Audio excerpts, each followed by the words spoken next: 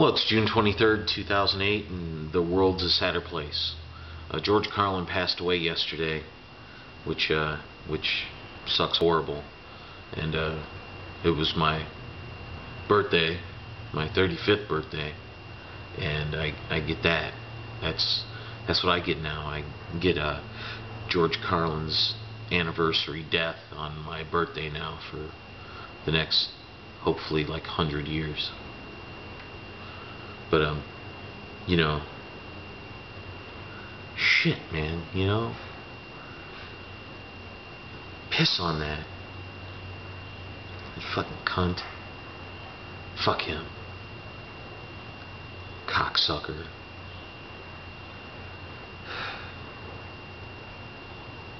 Fucking motherfucker, man. God, his bitch tits and everything. Well, in case you're wondering, I just used all 7 of his words that he did on a show that kind of like really separated him and put him apart. The 7 words you can't say on television, with the additional fart, turd, and twat to throw in with it. And you start thinking about it, and you know, the world is lost a lot of laughter yesterday. Actually, 2 days ago. And say they weren't laughing yesterday either. So, you know, not today, not yesterday, the day before. Maybe 21st it was funny, but started losing a lot of it. And I guess you could really, if you want to get technical, it's been about 8 years, you know, since Bush got in office. That hasn't been as funny, because nobody's laughing now about gas prices or anything.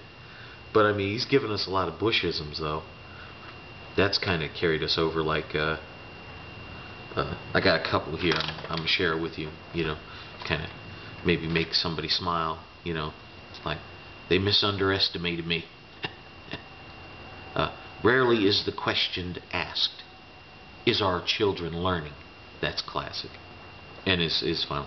There's an old saying in Tennessee, I know it's in Texas, maybe it's in Tennessee: fool me once, shame on you. Shame on you. Fool me twice, well, you just can't get fooled again. So, enough of that. And I guess if you really want to get technical, like W, the fact we call him W, that's kind of funny.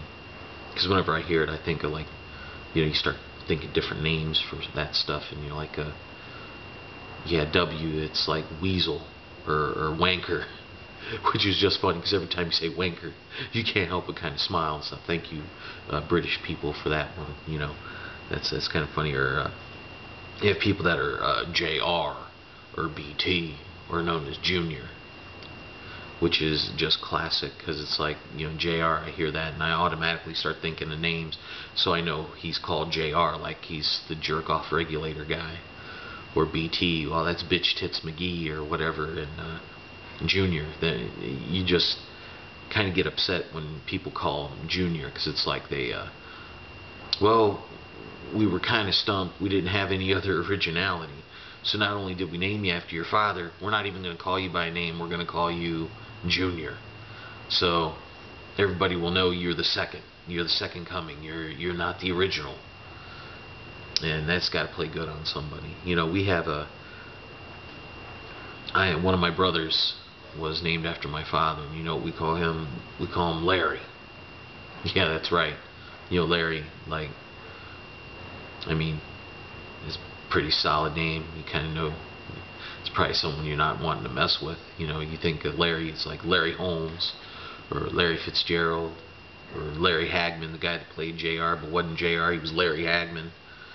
You know, and you know, then you have other people that might not go by an abbreviation, but they go by something that can be associated with them, like Sexy Phil, you know.